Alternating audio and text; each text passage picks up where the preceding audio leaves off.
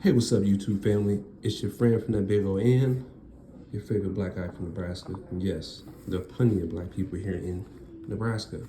Today, we're going to continue in our chapter in the book, The Negro Question, Part 3, The Black Pentecost by Lee Cummings. I just recently had a gentleman speak on how if I just spoke more on wider issues, or had my content wasn't just majority dealing with Black history, then I'll get more.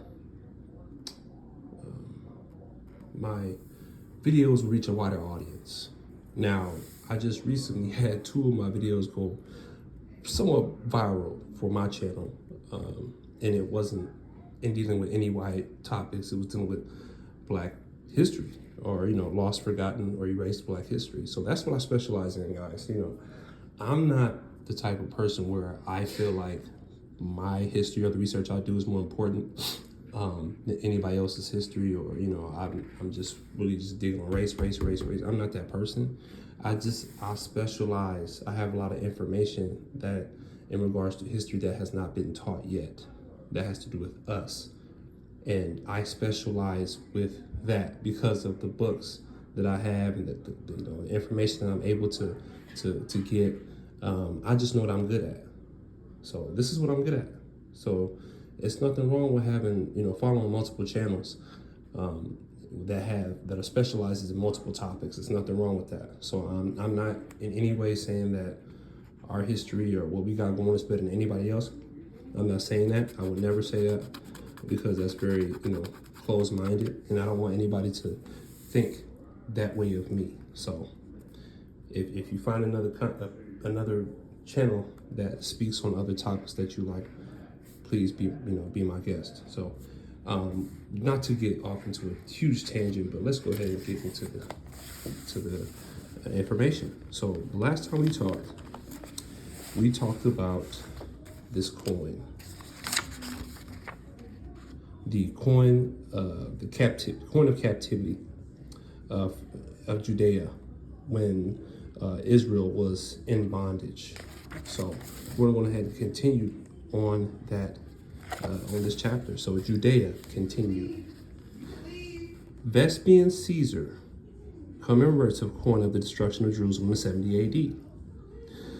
The image is of 2 to 3 black Judeans bound under a tree. If you look closely, you can see 3 heads and the 2 noses on the image. Also, if you look at the hands tied behind the back, you notice 4 hands. And I kind of see what he's talking about. Vespasian Caesar commemoration coin, 70 AD continued. Phase 2, coin dropped off to isolate the multiple heads and noses on women. I isolated the image of the supposed black Hebrew Israelite woman to show you the treasure that has been hidden on this coin for 2,000 years, and the treasure is simple. There are at least 3 to 4 black Judeans illustrated on the back of Vespasian commemoration coin. Look at the one head sticking up and you will notice a darker head to the left. Look at the 2 noses, one small and the other big. See the imagery on the next page. Phase 3, image cropped and background whited out to illustrate the 3 heads and 2 noses. This is the same coin that Vespasian had minted to commemorate the destruction of Judea in 70 AD. I have simply shown you the coin in phases. The first phase was the coin in its original form. The second phase was the woman tied up under the tree weeping. And this third and final phase is the image cropped off, with the heads isolated in the background, wind out so you could see the vision. Make no mistake about this. Whomever you are looking at 3 to 4 black Judean women tied under a tree in the year 70 AD. These images that you're looking at are the first images of black Jews in the New Testament era ever seen in over 2,000 years. In fact, these are the New Testament images that I've ever seen. The dates to within 40 years of the crucifixion of the Jesus of the Bible. Excuse me. These are images of the Jews that defied the greatest empire the first century church had ever seen, and they were black people. These people may have been at the Pentecost in Jerusalem the day the Holy Ghost fell on people, because the coins were minted 40 years after the Pentecost. You say what is the point? You say what is the point? The point is that the black church that started in the wilderness with black Moses 1,496 years earlier was still black 40 years after the crucifixion of the Jesus of the Bible. I am basing this on the record of the ruler of the entire earth, Vespasian Caesar, and the coins he had minted. Remember, the title of this book is The Negro Question, Part 3, The Black Pentecost. And that is what we will continue to see, nothing but black nations represented on the day of Pentecost. Coins sold for 30 grand. At auction, one with 3 black Hebrew children. Hadrian Caesar, 117 to 138 AD, location of coin of Roman emperors, the 2nd century, phase 1, coin in its original form. This coin is from the Hadrian Caesar era, and it depicts a black Jewish woman with 3 little black Jewish children coming out to meet Hadrian between 117 AD and 119 AD. This is 40 years after Vespasian's commemoration coin and 90 years after the crucifixion of Jesus of the Bible. You are probably thinking that there is no way that you can tell that these Jews of the New Testament are black, but maybe there is. I was able to isolate the coin with the woman and the 3 children. This scene with Hadrian meeting the black Hebrew women with their 3 children took place 18 years before Hadrian had forbidden the Jews from entering 135 AD Jerusalem. Roman and Judean history suggests that Judah revolted after Hadrian did away with circumcision and placed a pig on the altar. Couple that with a fake myth by the name of Simon ben Kosiba or Simon Berkoba, and you have a recipe for disaster. After Hadrian Caesar had Jerusalem destroyed, he rebuilt Judah and the Jews were forbidden to re-enter the city. He did something else that went unnoticed. He merged Syria, Palestine, Edom, and Judea together and called it Palestine. I pulled the images off the coin for you to see the results on the next page. Roman imperial coin, Hadrian Caesar, 117 138 AD. Cropped image of a black Hebrew woman leading 3 black Hebrew children to meet Hadrian. Coin Hadrian depicting the 3 black Hebrew children, 117 to 119 AD. Phase 2, coin cropped to illustrate black Hebrew children. The woman's face was too badly damaged to pull an image off the coin, but I was able to pull the images of the children off the coin. As you can see, the Judean children look like the black Judean male and female off the other coins. What does this prove? Well, it proves that the New Testament Jews that showed up on the day of Pentecost were black because the coins are from that era. It also shines the spotlight on coin dealers because they have magnifying technology greater than I use, and yet they have never alerted the archaeological, historical, and scientific community to the blackness of Israel, or have they?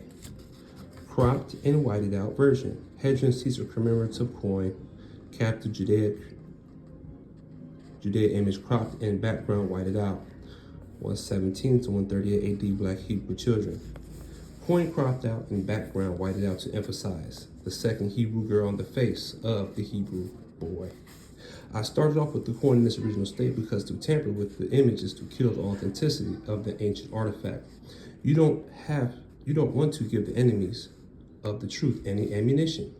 As you can see the little girl's side profile that she is a black Hebrew and so is the black Hebrew boy. I was only able to present the little Hebrew boy's face. It was the best that I could do given my experience in photography.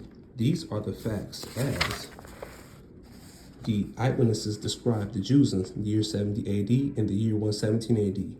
Who are you going to believe? Vespasian Caesar and his eyewitnesses scribe, or this modern historian? America has only been a nation 248 years.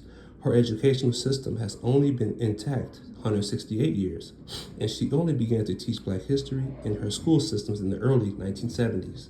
A guy gets robbed by a black man with a teardrop tattoo on his left cheek. Being a good citizen, he calls the police, and when they arrive, he describes his attacker.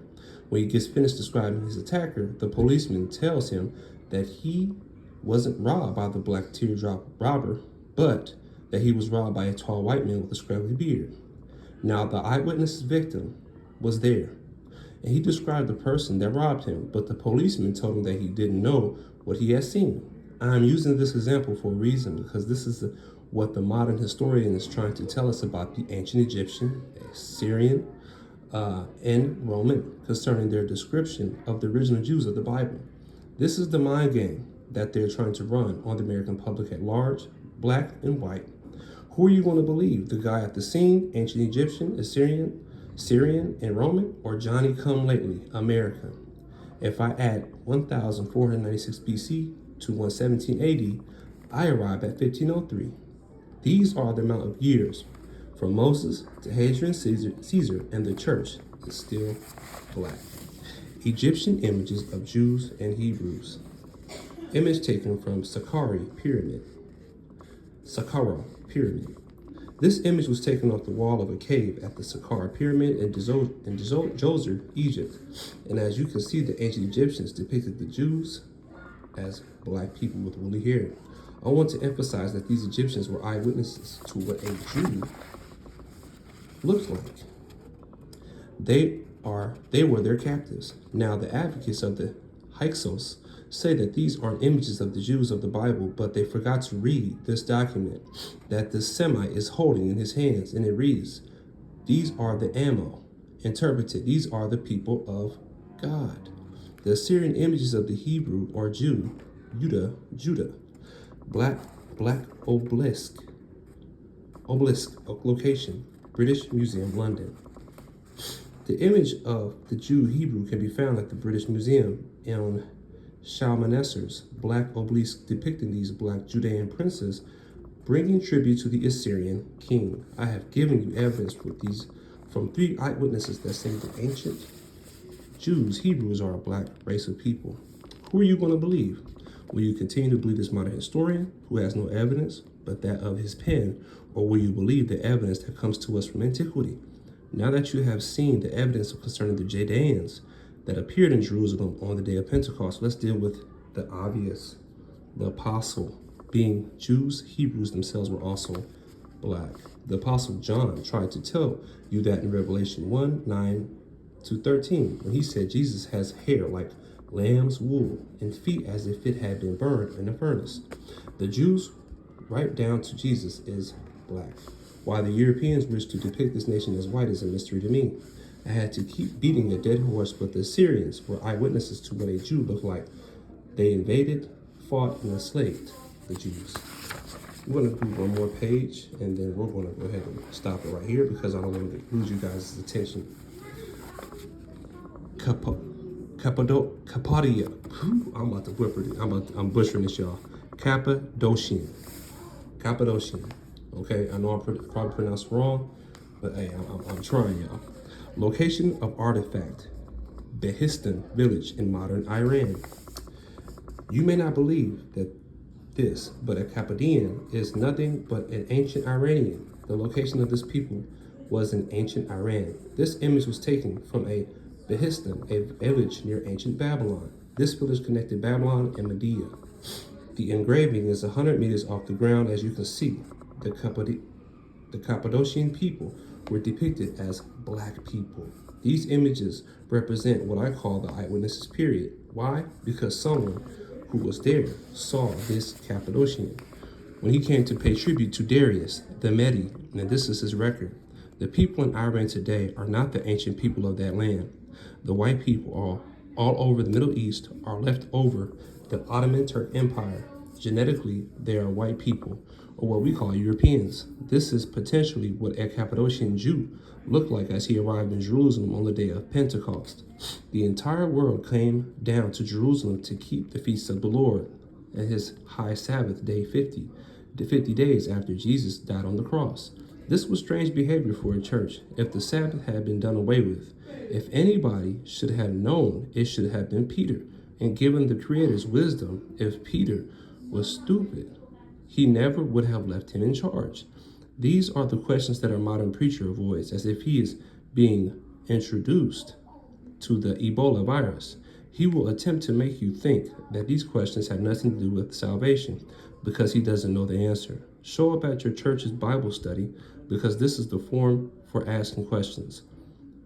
The non-entertainment part of church. And ask the teacher, why did the entire world show up on the day of Pentecost if the feast days of the Lord and the Sabbath day had been done away with? Ask the preacher, does any man on earth have the power to do away with any of God's commandments?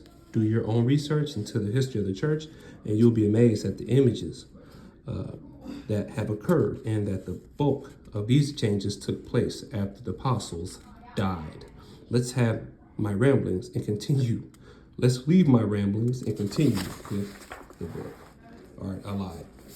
Let's do one more page. Black kings of Pontus. Check this out. Black King Mithridates III of Pontus ruled Pontus 220 BC. Black King Pharnaces of Pontus ruled Pontus 185. Coins location, royal coins of Pontus, O Marcom, early Hellenistic coinage, Cambridge 1991. There is no disputing that these two kings of Pontus are black. But what you have to remember is that Pontus was situated just south of the Black Sea. We have been taught all of our lives in these government-sponsored institutions that all black people have their origination in Africa, but the artifacts emerging from the ground tell an entirely different story.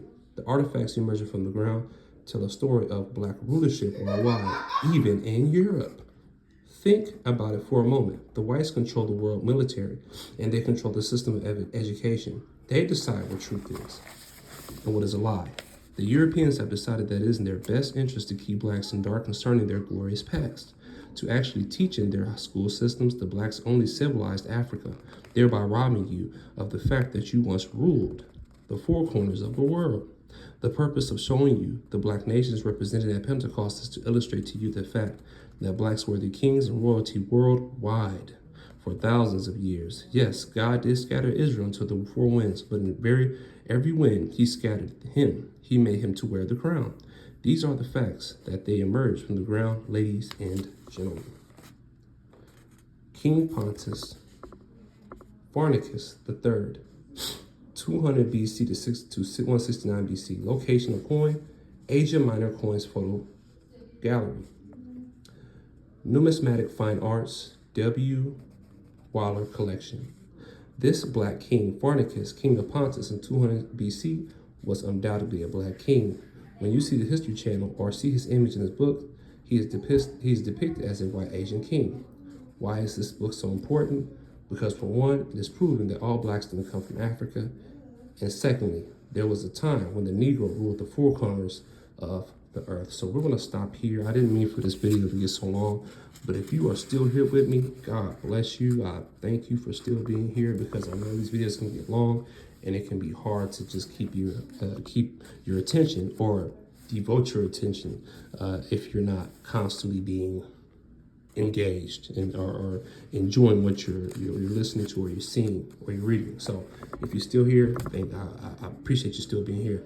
So I hope you guys enjoyed that. I will be continuing this. So you got pictures of black people in Asia. And actually, you know what you can do? I'll finish this. This is a fact and not conjecture. The archaeology is the proof. I love the scribe, but the pen cannot support itself without the archaeology or the artifacts. When we get to the Roman Jew, I shall show you a thing. There are authentic images of some of the black races that were present in Jerusalem on the day of Pentecost. So we're finished that. We're going to start here on the next video. It's your favorite black guy from Nebraska. It's your friend from the Big O N. If you enjoyed this, please like, share, and subscribe. Please, please, sir. Please, please, ma'am. Like, share, and subscribe, because you know YouTube, they don't play fair. I'll see you in the next one. Peace.